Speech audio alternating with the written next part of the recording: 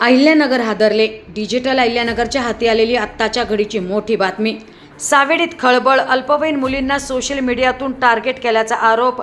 संतप्त ग्रामस्थांचा संताप. संशयिताला पकडून थेट पोलिसांच्या ताब्यात.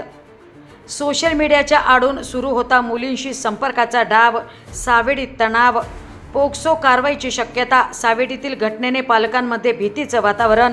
लव्ह जिहादचा संशय व्यक्त, मात्र अधिकृत निष्कर्षाची प्रतीक्षा.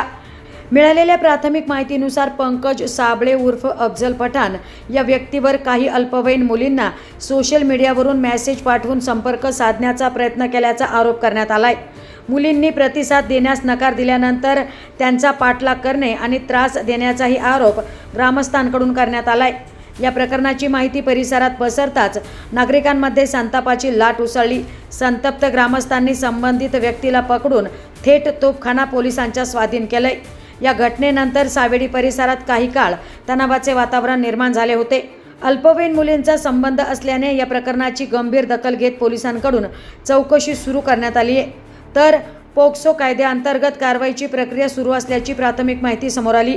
दरम्यान काही ग्रामस्थांनी या प्रकरणाचा तपास लव्ह जिहादच्या संशयातूनही करण्याची मागणी केली. मात्र या संदर्भात अद्याप पोलिसांकडून कोणताही अधिकृत निष्कर्ष जाहीर झालेला नाही. नेमकं सत्य काय? सोशल मीडियाच्या माध्यमातून अल्पवयीन मुलींना लक्ष्य केलं जात होतं का या प्रकरणामागे आणखी काही धक्कादायक बाबी दडल्या आहेत?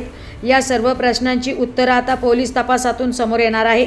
सध्या तोफखाना पोलीस या प्रकरणाचा सर्व अंगांनी तपास करत असून संबंधित डिजिटल पुरावे आणि तक्रारींची पडताळणी करण्यात येत आहे.